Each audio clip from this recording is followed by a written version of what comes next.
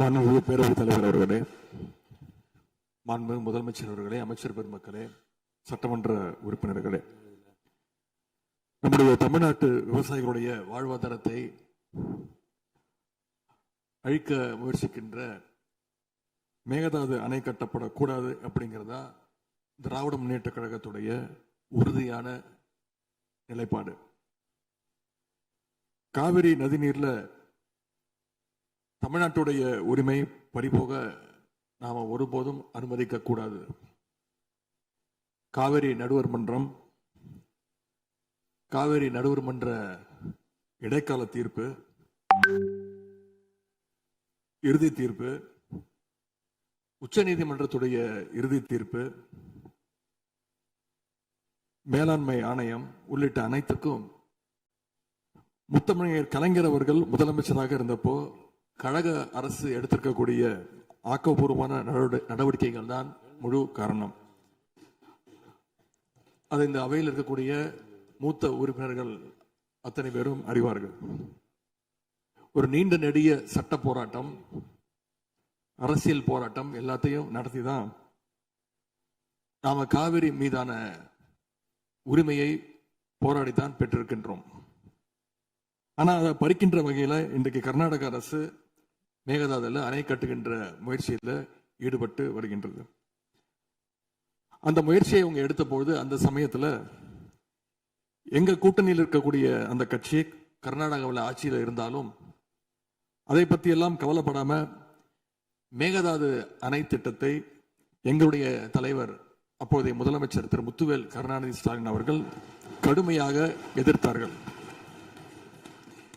இன்றைக்கு நம்முடைய மாண்பு முதலமைச்சர் அவர்கள் மேகதாது அணை கட்டும் கர்நாடகாவின் முயற்சிக்கு எதிராக இந்த தீர்மானத்தை இன்றைக்கு கொண்டு வந்திருக்கிறாங்க.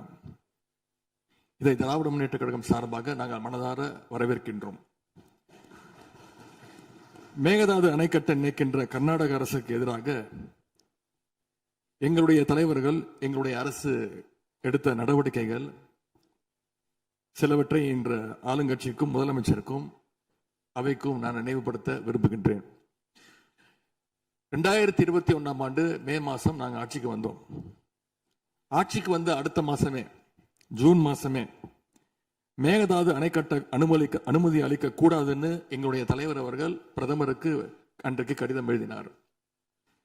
பிறகு அதே கருத்தை வலியுறுத்தி ஜூலை மாதத்தில் ஒன்றிய ஜல்சக்தித்துறை அமைச்சருக்கும் எங்களுடைய முதலமைச்சர் அவர்கள், எங்களுடைய தலைவர் அவர்கள் அன்றைக்கு ஒரு கடிதம் எழுதினார்கள்.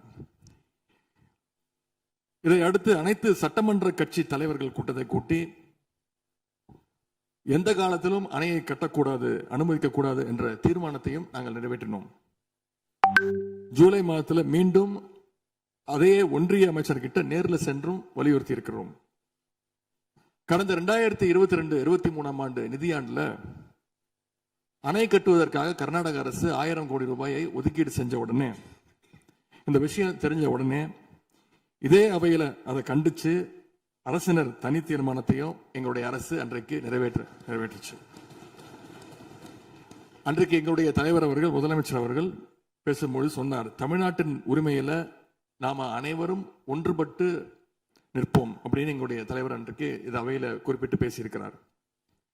மேகதாது அணை கட்டுறது பத்தின விரிவான திட்ட அறிக்கையை விவாதிக்கணும்னு காவிரி நதிநீர் மேலாண்மை ஆணைய கூட்டத்தில் கர்நாடக அரசும் ஒன்றிய அரசும் வச்ச அஜெண்டாவை நீக்க எங்க தலைவர் தலைமையிலான அரசு அன்றைக்கு கடுமையாக கேட்டுக்கொள்கின்றேன். இறுதியாக எங்களுடைய கழக தலைவர் அவருடைய அறிவுறுத்தலின் பேரில் ஒரு முக்கியமான வேண்டுகோளையும் நம்முடைய முதலமைச்சர் அவர்களுக்கு நான் வைக்க விரும்புகின்றேன்.